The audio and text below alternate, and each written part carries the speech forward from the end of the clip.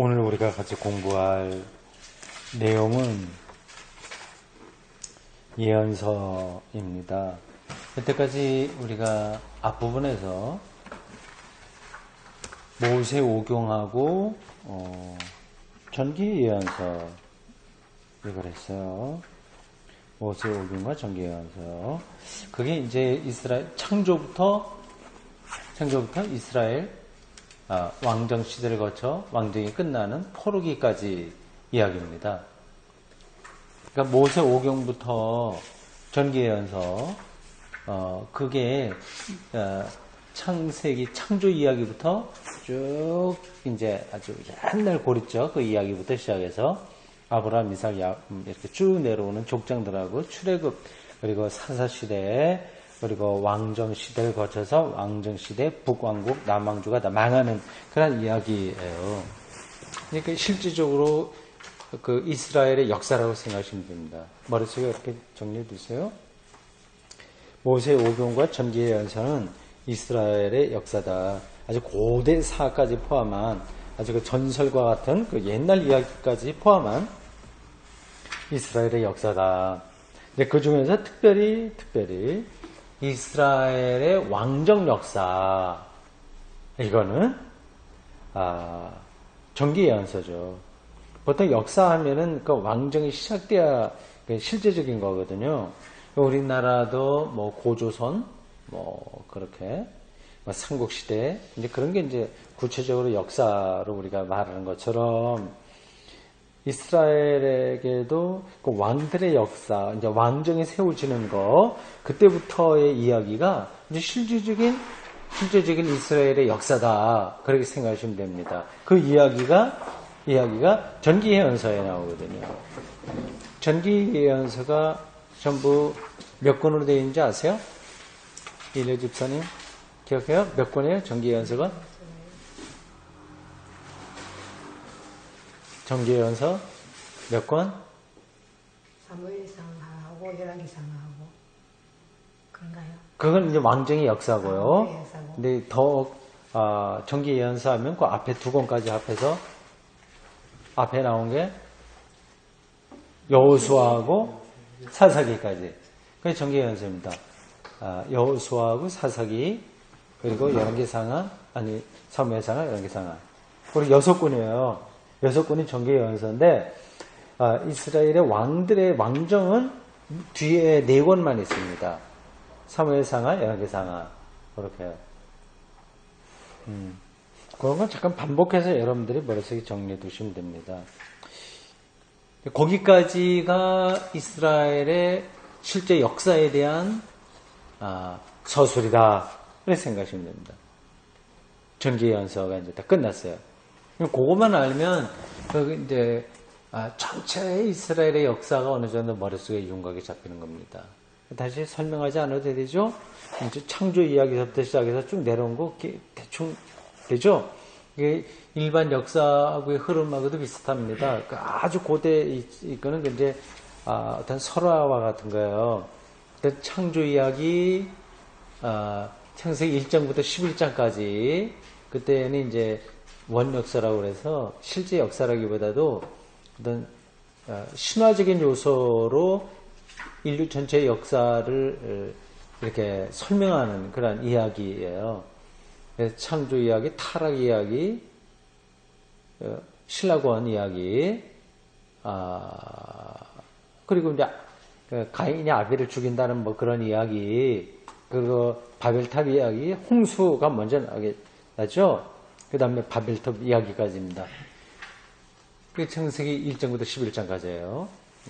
창조 이야기서부터 바벨탑 세우는 것까지, 요게 이제 원역사라고 해서 어떤 신화 형식을 빌려서 인류 보편 역사를 설명하려고 하는 겁니다. 이제 그 다음에 이어지는 게 이스라엘의 족장들 이야기죠. 족장사라고 그래요. 자, 아브라함부터 시작해서 이삭, 야곱, 요셉까지 되고요. 머릿속으로 다시 한번 그려보세요.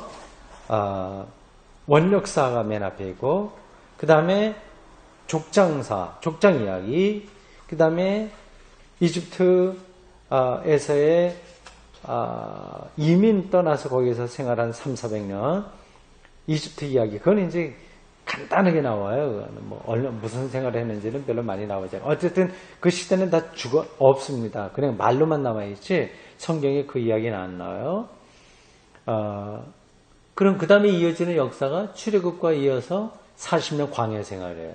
뭐랬어요? 그려지시죠? 다시 보면 창세기 1장부터 11장까지는 신화를 통한 이스라엘의 어떤 그 인류 역사 보편에 대한 설명이다. 이게 원역사고요. 그 다음에 족장사가 나오고 그 다음에 성서가 자세하게 설명하지 않는 이집트 생활, 그거는 이제 빼야 돼요. 없으니까.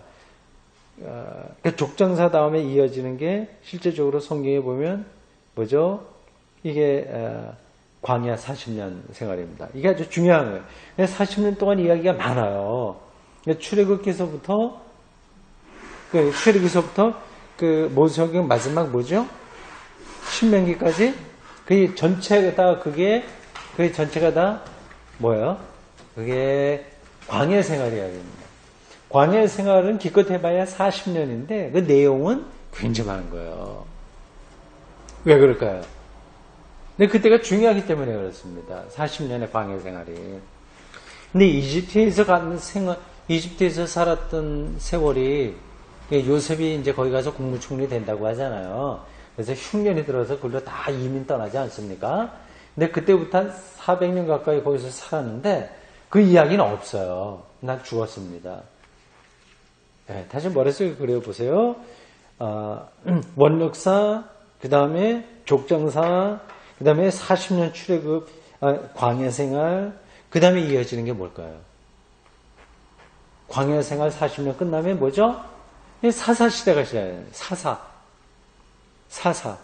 그게 또 한 몇백 년 지납니다. 사사는 뭐 부족사회라고 생각하시면 됩니다. 일반 역사에서 보면. 부족 역사 있잖아요. 부족들이요. 그게 끝나면 이제 본격적으로 왕정주 시대가 시작하는 거죠. 그게 이제 이스라엘의 실질적인 역사예요.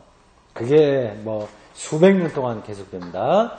전기예언서에는 그 왕조가 통일왕조, 이스라엘의 왕조, 통일왕조, 분열왕조, 그 다음에 분열된 다음에 북왕조가 망한 다음에 나머지 남유다만 남았는 그런 역사, 그런 것들이 전기예언서에 설명되어 있습니다. 자, 그런 정도로 마치고 오늘은 본격적으로 예언자들의 설교로 들어갑니다. 그게 이제 예언서예요. 후기 예언서라고도 얘기하고, 근데 예언서라고 선지자들에 대한 이야기가 아니라 선지자의 설교예요. 그 차이가 아시겠죠? 전기 예언서에는 그 선지자 예언자들의 그 예언 혹은 설교가 많이 나오지를 않습니다. 부분적으로만 나와요. 대신 선지자들하고 왕들이 어떻게 행동했느냐에 대한 서사가 나오는 거예요. 그 이야기들이 나옵니다. 그 구분이 되죠? 전기 예언서하고 후기 예언서의 차이를 아시겠죠? 전기 예언서는 예언자들하고 왕들의 활동에 대한 이야기라고 한다면, 지금 우리가 보게 될 후기 예언서는 예언자들의 설교예요. 그걸 신탁이라고 얘기합니다. 전문적인 용어로는요. 신탁. 그건 예언자들의 실질적인 설교, 예언이라고 할 수 있습니다.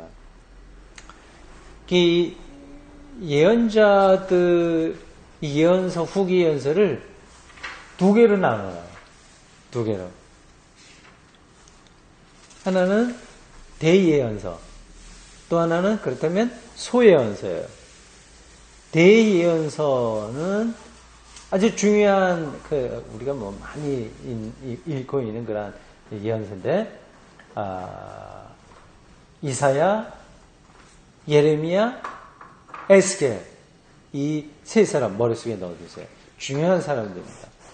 이사야, 예레미야, 에스겔, 각각의 특징을 좀 아시겠어요? 그건 뭐 천천히 듣어보기로 하고요. 근데 이 사람들 이야기는 들어보셨죠? 이름은 들어봤죠? 성경에 나오니까. 이게 대예언, 대선지자라고 합니다. 대선지서 혹은 대선지자의 책이라고 합니다. 왜 이 대라고 들어갔을까요? 왜?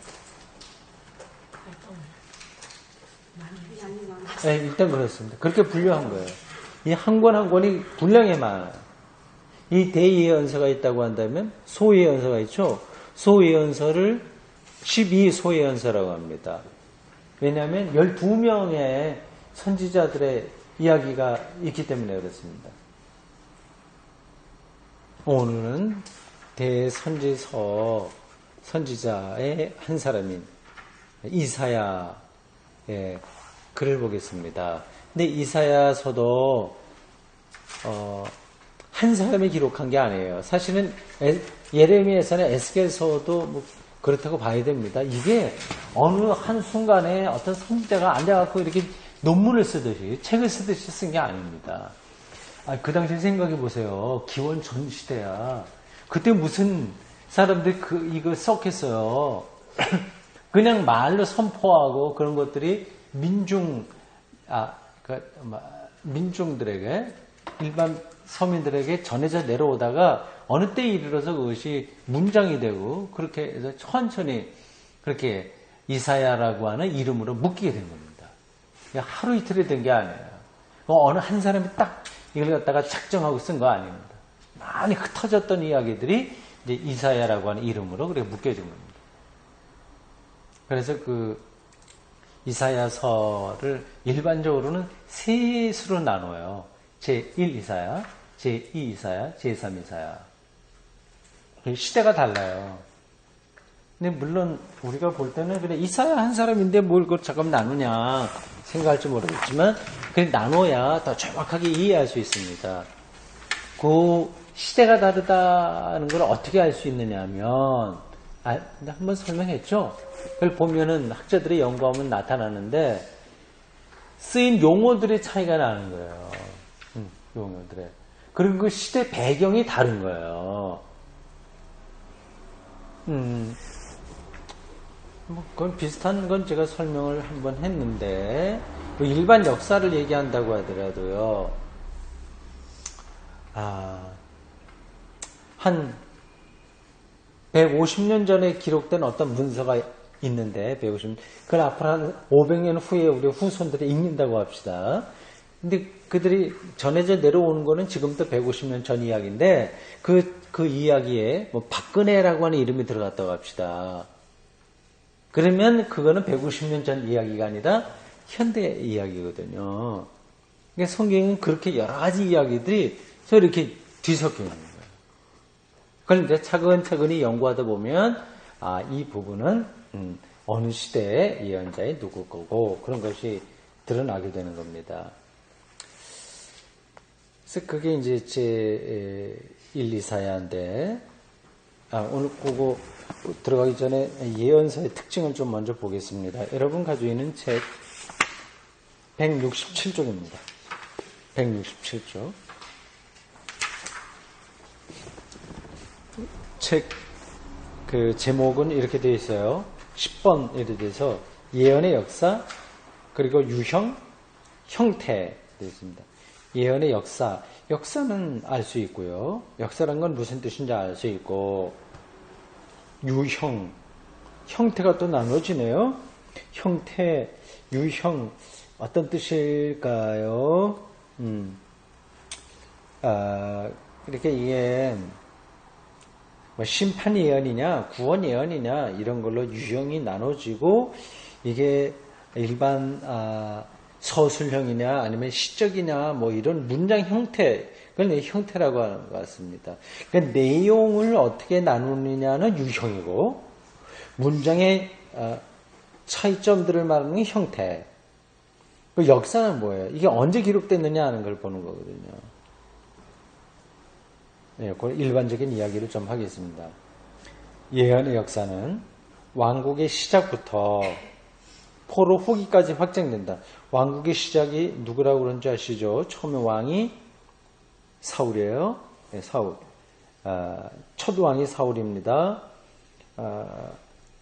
그때부터 예언의 역사가 시작됐습니다. 일일이 다 설명하려면 시간이 너무 많이 필요하니까 좀 나가죠. 이렇게 포로 후기까지 쭉 발전했어요.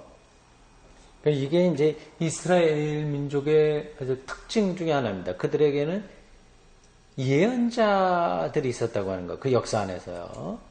이 사람들은 제야권에 속합니다.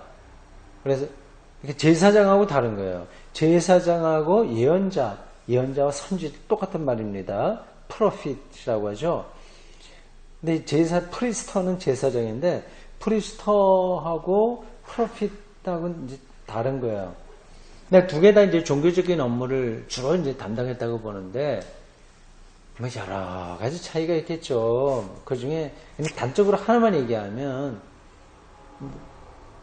이 제사장들은 좀 친정부적이라고 할 수 있습니다. 그러니까 왕을 좀 많이 편들었어요. 그러니까 현실 이 체제가 유지되는 것에 굉장히 주안점을 둡니다. 그럴 수밖에 없죠. 하나님의 어떤 은총, 하나님의 축복, 또 제사 드리고 그런 거를 해야 되니까, 특별히 예루살렘 성전을 중심으로 그런 활동을 해야 되니까 어때요? 왕들의 도움을 받아야 되는 거거든요. 예루살렘 성전을 움직이는데 돈이 얼마나 많이 들어갑니까? 그러니까 결국 어쩔 수 없이 이제 왕들하고 관계가 밀착될 수밖에 없는데요. 예언자들은 전혀 그렇지 않거든요. 여기저기 떠돌아 방랑 예언자들도 많이 있었고요. 그래서 비판적이었습니다. 굉장히 비판적이었어요. 사무엘상 11개 상하까지는 문서 예언자들 이전에 초기 예언 역사에 관한 정보를 제공해 준다. 문서 예언자들이 이 문장이 조금 애매해요. 이게 사실은 예언의 역사가 포로 후기까지 확정된다고 하지 않았습니까? 이제 11기 하까지 간다는 얘기거든요. 이미 거기 안에 예언의 역사가 있다고 하면 분명한 거고요. 부분적으로 거기에 나타났고요. 근데 사무엘하까지는 문서 예언자들 이전의 초기 예언 역사에 관한 정보를 제공해 준다. 이제 이렇게 보면 이제 혼돈하기 쉬워서 제가 이거를 보충 설명한 겁니다. 이게 문서 예언자들은 11기 하 뒤에 나오냐? 그건 아닌 거예요. 이 안에 있습니다. 그런데 뭐 이사야 이런 사람들이 다 그 왕조 시대에서 활동했던 사람들이니까요. 근데 이제 여기에는 문서 예언자들 이전에 예언에 대한 역사가 그 안에 들어있다고 하는 걸 그냥 이야기하는 것 뿐입니다. 문서 예언자들이라고 하는 거는 지금 우리가 공부하려고 하는 이사야, 예레미야, 뭐 에스겔 이런 것처럼 이러한 그 사람의 이름으로 된 예언의 문서가 남아있는 사람들을 가리킵니다. 그럼 그거 말고 다른 예언자들은 누구냐? 그 차이를 아시겠어요? 이런 문서 예언자들 말고 또 어떤 예언자들이 있어요? 그냥 활동한 예언자들이 있어요. 그 엘리야 같은 사람들은 이렇게 책을 쓰지 않았습니다. 물론 다른 예언자들도 마찬가지로 책을 직접 쓴 게 아니라 내가 말하면 제자들이 모았다가 나중에 이제 책으로 이렇게 엮게 된 건데, 근데 엘리야 같은 사람은 그냥 이스라엘의 역사 안에 어떻게 활동했다, 그리고 아합 왕에게 뭐 얘기했다 이런 것만 나오지, 이게 엘리야서 이런 건 없잖아요. 예? 나단이라고 하는 선지자도 있는데 나단서 이런 거 없잖아요. 그러니까 이런 사람들은 문서 예언자라고 하지 않습니다. 그 예언의 유형, 뭐 역사 이런 게 나오는 도표를 보십시오.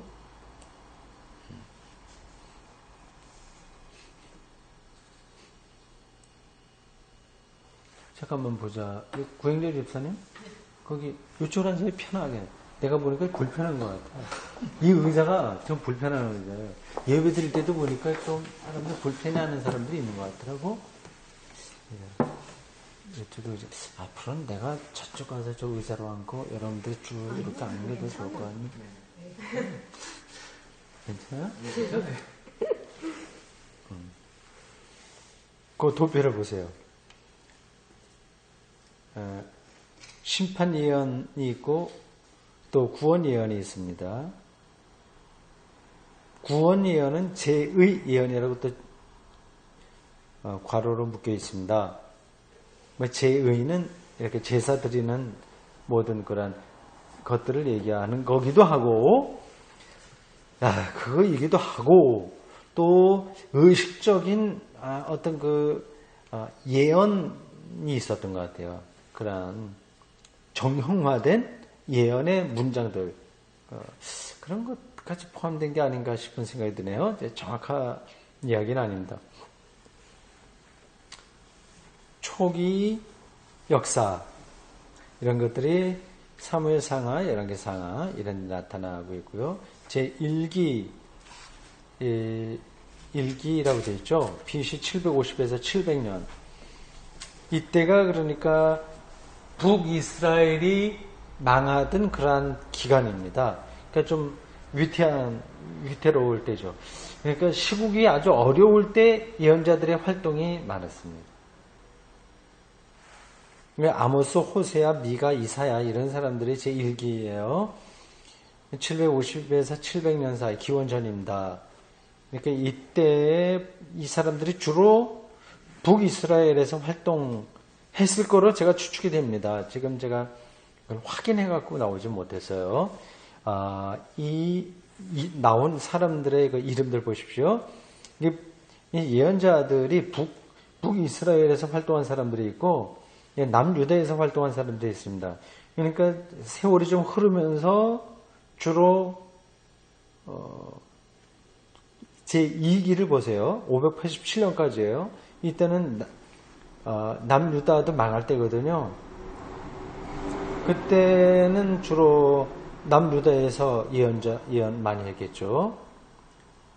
보시고 제3기는 포로기입니다. 바벨론에 포로되고 있을 때예요. 제1기의 맨 마지막 사람 보면 이사야가 나와요. 이 사람이 우리가 일반적으로 알고 있는 이사야고요.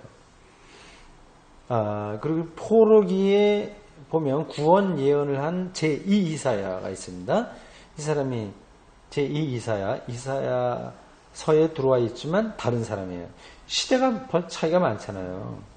그래서 한 200년 아니면 150년 이상 차이가 납니다. 그래 보십시오. 위 도표는 두 개의 서로 다른 주요 예언 형태를 보여주고 있다. 즉 복지에 관한 예언과 재앙에 관한 예언이다. 덧붙여 말한다면 모든 예언을 지배하고 있는 특징은 연설이다. 예언자의 이러한 메시지는 이스라엘이나 열국들에게 전해진다. 그러나 국가에 관한 신탁은 외국에 대해서는 거의 배타적으로 공격적인 심판들 말로 구성되어 있는 반면 이스라엘에 대해서는 복된 소식을 전하는 것으로 되어 있다. 국가에 대한 신탁이라고 되어 있죠. 신탁은 예언자들이 하나님의 말씀을 받는 사건을 가리킵니다. 그게 신탁인 거예요. 오래클이라고 합니다. O-R-A-C-L-E에서 신탁이라고 합니다. 예언자의 연설이라는 이런 근본적인 특징과 함께 문학 형태상의 특징이라고 하는 것이 또 하나 있다. 그렇죠? 앞부분에 도표에 나와 있는 건 예언의 시기와 역사와 유형을 이야기했다고 한다면 요 부분에서는 문학 형태상의 특징을 이야기하네요. 제가 앞에 제목을 설명하면서 역사, 유형, 형태 얘기했는데 정확하게 한 것 같습니다. 예언자의 연설이라고 하는 이런 특징이 있는데 첫 번째는 예언자의 설교가 나오고 특징이 있어요. 그 문장의 특징들이죠. 말하는 특징들입니다. 첫 번째는 설교, 두 번째는 보도, 사실 보도예요. 세 번째는 하나님을 향해서 던지는 말입니다. 이 세 가지 형태가 있다고 그러네요. 참 중요한 이야기입니다. 이거는 그냥 우리가 그냥 성경만 읽어서는 잘 이렇게 별로 생각하지 않는 부분들입니다.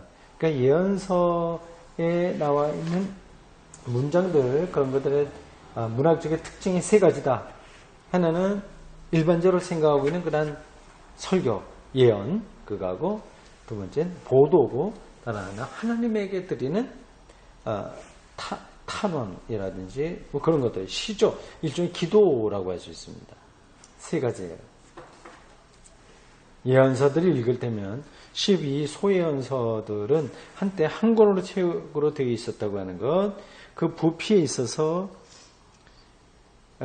이사야에 해당하는 한 권의 책으로 되었다고 하는 것을 관찰할 수 있다. 12권이 원래 한 권으로 되어 있었는데 아주 구별됐다고 하는 거네요. 이사야는 또한 소예언서들과 같이 서로 다른 자료의 집합, 즉 더 작은 책들과 수집물들로 형성된 것이다. 말하자면 적은 단위의 수집물들이 점점 더 큰 예언집으로 성장했다고 하는 것을 유의해야 한다.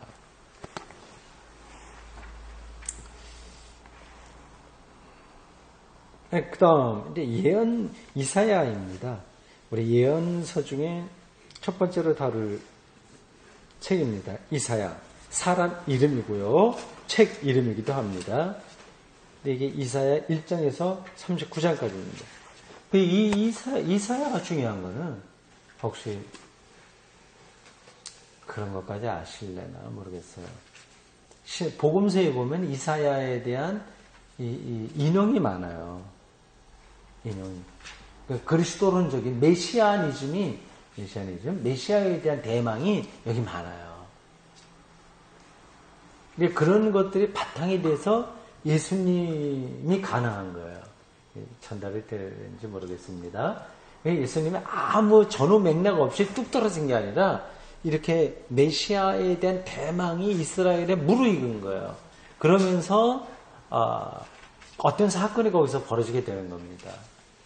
근데 이 이사야가 제1 이사야죠. 이 이사야 1장에서 39장에 그러한 진술들이 많이 나옵니다. 본문을 좀 보세요. 이래서 39장만이 기원전 8세기의 예언자인 이사야의 것이다. 40장에서 55장은 포로기 마렵의 예언으로 알려져 있다. 그리고 56장에서 66장은 일반적으로 제3 이사야라고 불리는데 이거는 어떤 걸 역사적인 걸 찾기 힘든가 봐요. 이건 별개로 취급해서 이것저것 여러 가지 예언들이 같이 이렇게 종합되어 있는 약간 산만하게 되어 있는 걸로 이렇게 취급됩니다. 우선 1에서 39장의 주요 내용을 개관해 보면 다음과 같다. 1장에서 39장입니다. 이건 뭐 이렇게 봐도 머릿속에 남지는 않죠. 대충 이렇게 내용을 개관할 수 있구나 이렇게 생각하시면 됩니다. 크게 보면 네 가지예요. 이스라엘을 향한 메시지, 그리고 이스라엘, 그러니까 당연히 북이스라엘이죠. 그 당시는 남북으로 분열되어 있을 때예요. 이스라엘을 향한 메시지, 이게 1장에서 11장, 28장에서 32장까지입니다. 열국을 향한 메시지와 이스라엘을 향한 복음, 이건 국가를 향한 여러 주변에 있었던 여러 나라를 향한 메시지, 이스라엘 향한 그런 축복이라고 할 수 있겠죠. 복음이라고 하니까 축복. 그 다음에 보도, 일반적인 어떤 사실을 정리하는 것. 24장에서 27장은 특별한 문학 형식입니다. 묵시 문학이에요. 묵시.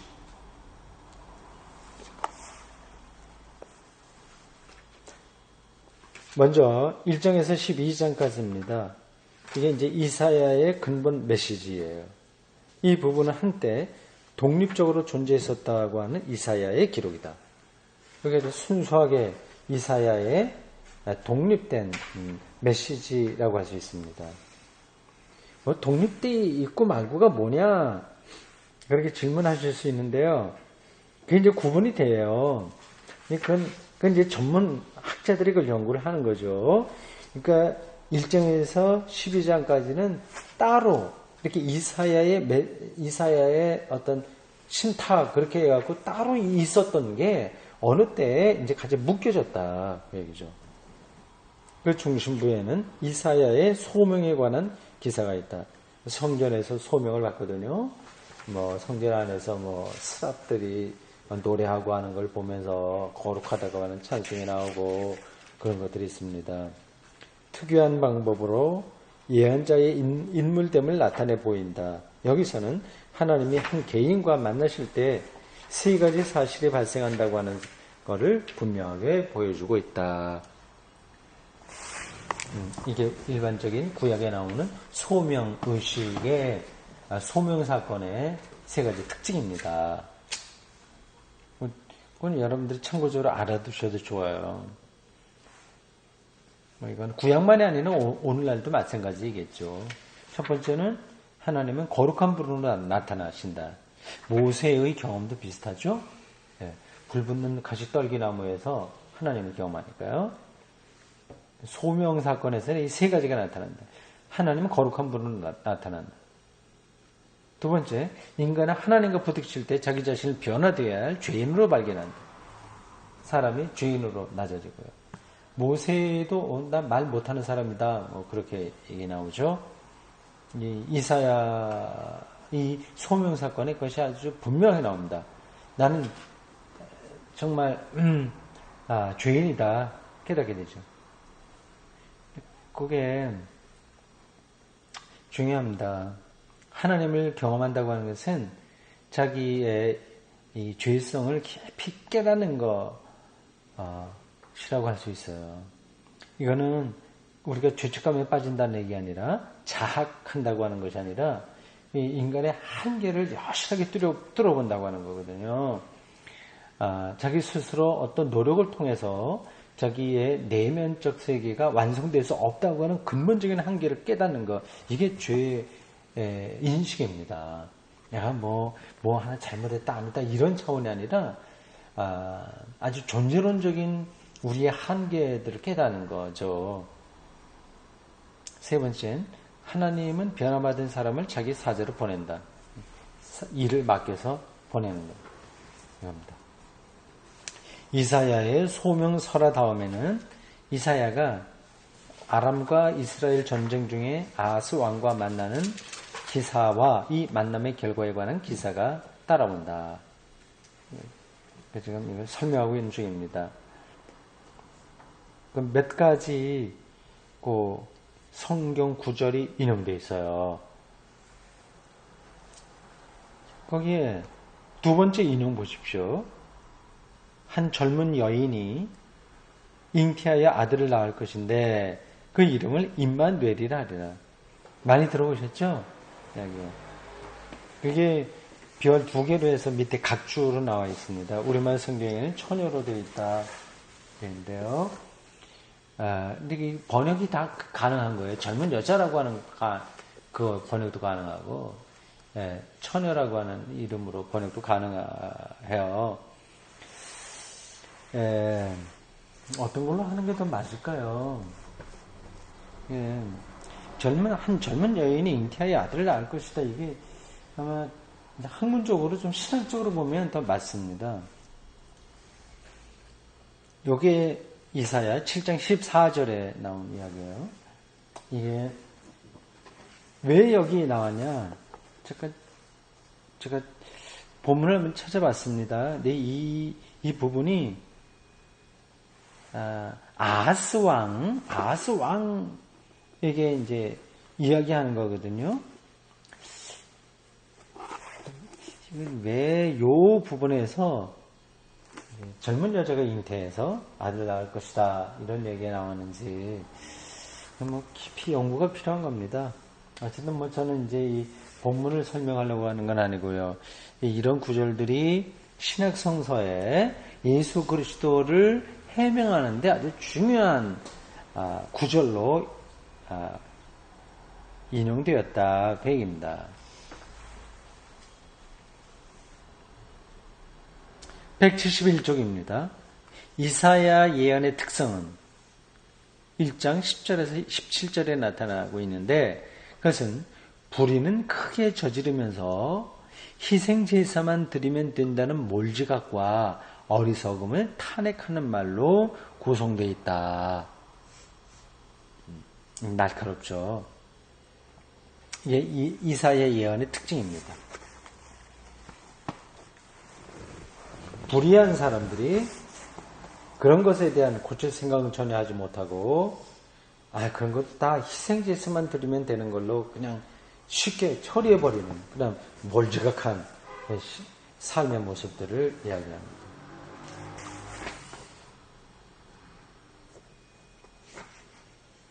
예. 더 자세한 거는 여러분들이 좀 책을 더 읽어보시고요. 두 번째 파트로 넘어가겠습니다. 172쪽이에요. 제1 이사야의 두 번째 부분입니다. 열국에 관한 심판, 신탁. 말이 좀 어렵긴 하죠. 어려울 거 하나도 없습니다. 열국은 여러 나라예요. 여러 나라에 관한 심판하는 하나님으로부터 임한 말씀. 그렇게 생각하시면 됩니다. 심판, 신탁. 심판, 신탁. 심판이 있고 또 하나 뭐가 있다고 그랬죠? 아까 그 유형을 나눌 때 예언은 심판이 있고 또 하나는 당연히 심판 아니면 축복이죠.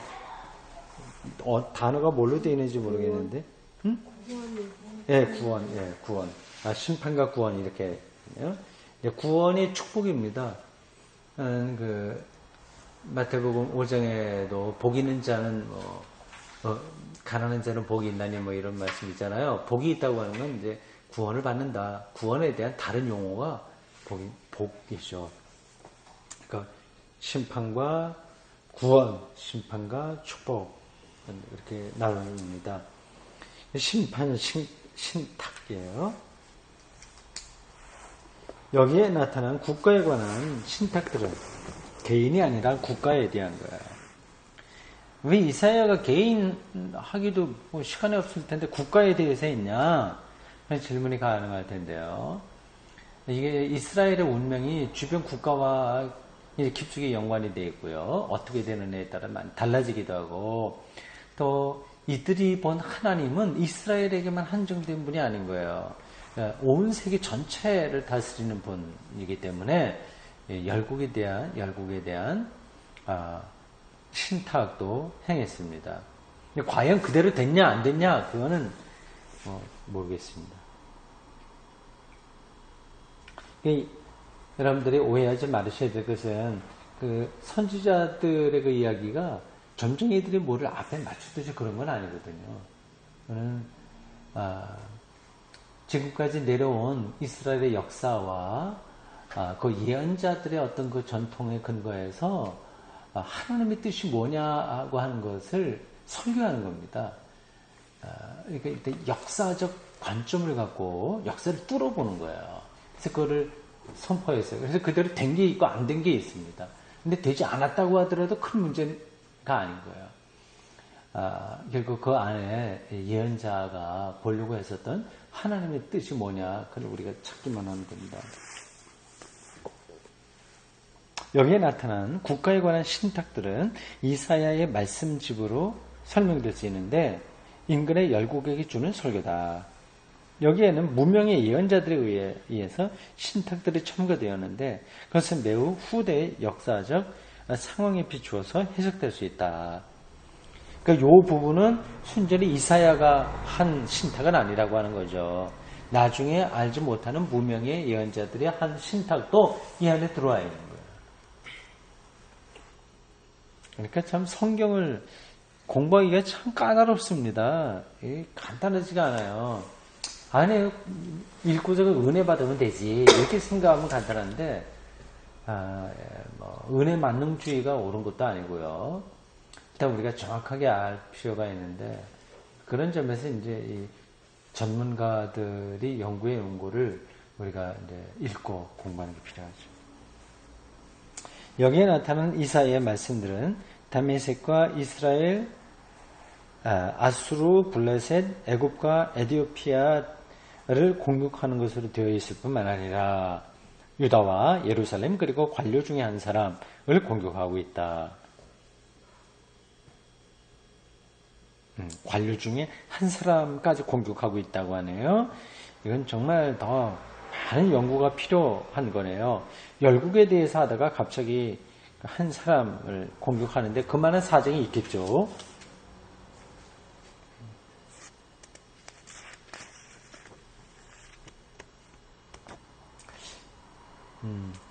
여러 나라에 대한 심판 신탁이 있었다. 그렇게 생각하십시오. 넘어가세요. 174쪽입니다.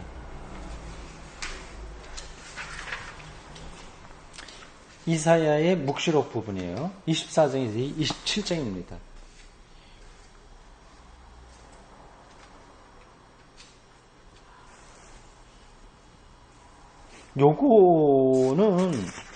요거도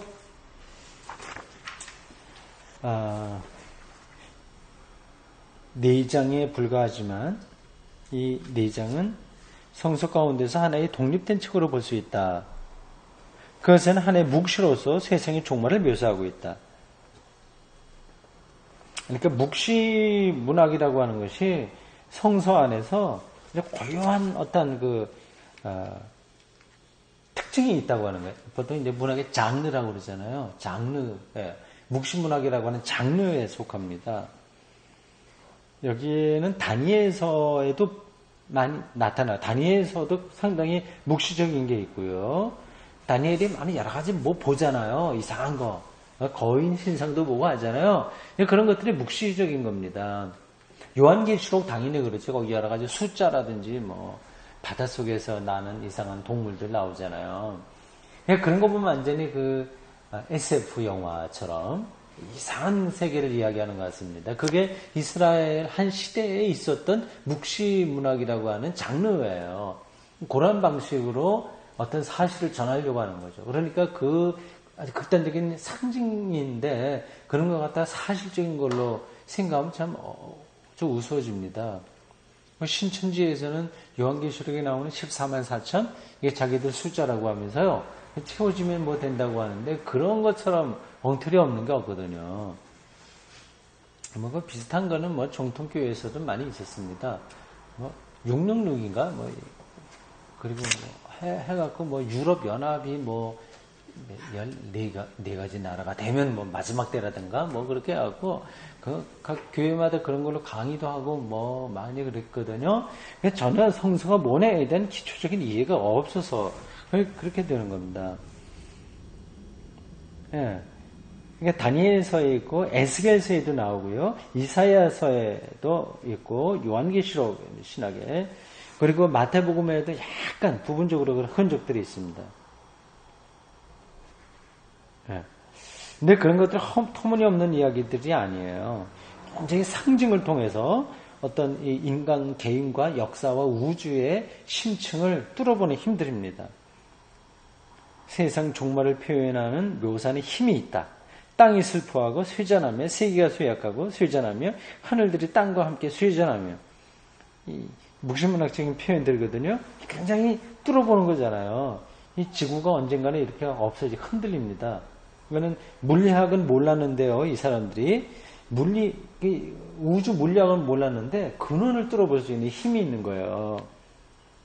땅이 깨어지고 깨어지며 땅이 갈라지고 땅이 흔들리며 뭐 취한 자같이 비틀거리며 구약 어느 곳에서도 우리 세계에 꺼져가는 그 종말을 이처럼 묘사한 곳은 없다. 그가 죽음을 영원히 삼켜버릴 것이다. 야훼 하나님이 모든 얼굴에서 눈물을 닦아낼 것이다. 아주 궁극적인 구원을 얘기하는 거죠.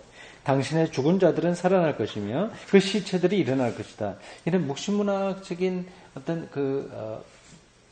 통찰력 거기서 이제 부활의 사상도 나오게 됐습니다. 부활이라고 하는 것도 갑자기 그냥 나온 게 아니라 이런 거 배경이 있어요. 그래서 이러한 관점으로 예수의 부활을 초기 기독교인들이 이제 이해할 수 있었던 거죠. 묵시문학 부분입니다.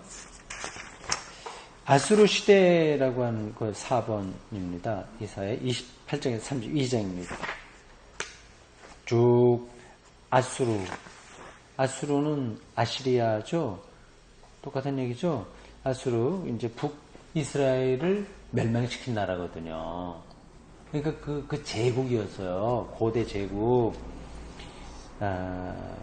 그 시대가 얼마나 참혹했을지 상상이 가죠. 그것에 대한 이야기가 쭉 나옵니다. 마지막 177조 예언 의식의 보충입니다. 마지막이 아니라 하나 더 있군요. 33장에서 35장까지입니다.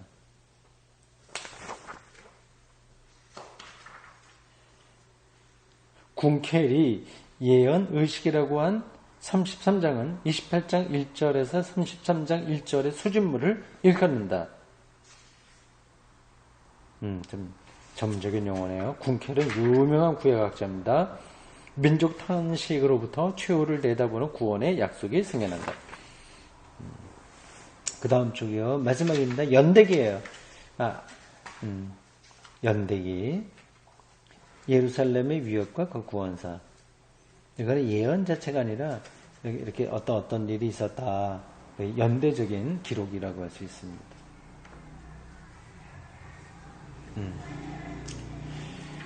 예, 그렇게 하시면 되겠습니다. 오늘 우리가 이사야, 특별히 제1 이사야 1장에서 39장까지를 공부했습니다.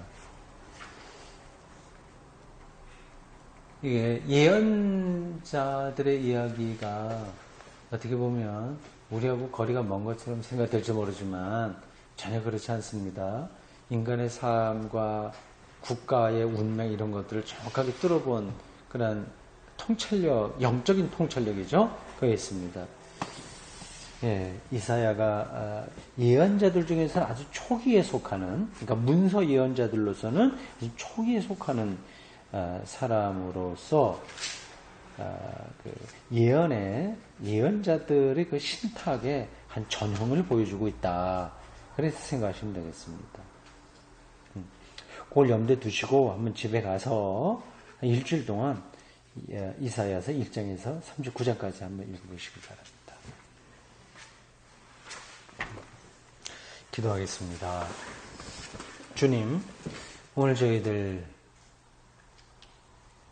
이 봄날, 깊숙한 봄날, 꽃가루가 날리고 바람도 불고 그러나 새로운 생명들이 약동하는 이 봄날, 이 밤 시간에 잠시 시간을 내어 함께 공부했습니다. 하나님의 말씀을 보다 정확하게 조금이라도 더 바르게 이해하려고 하는 기초 준비입니다. 기원전 700년도 더 된 지금부터 2700, 800년 전 이사야라고 하는 그 선지자가 어려운 시절에 어떤 상황에서 하나님의 말씀을 받아 전했는지를 공부하는 그러한 기초입니다. 하나님 우리들에게 이러한 공부가 좋은 결실로 맺어지도록 인도해 주옵소서. 우리 대구센터교회에 속해 있는 믿음의 식구들 중에 아픈 사람들도 있고 이런저런 어려운 일을 만난 이들도 있고 합니다. 하나님 그들에게 주님께서 적절한 은혜를 허락해 주시옵소서. 주님의 몸된 교회 작은 공동체이지만 하나님의 뜻 안에서 영적으로 풍요롭도록 인도해 주옵소서. 모든 말씀을 예수 그리스도의 이름으로 기도드리옵나이다. 아멘.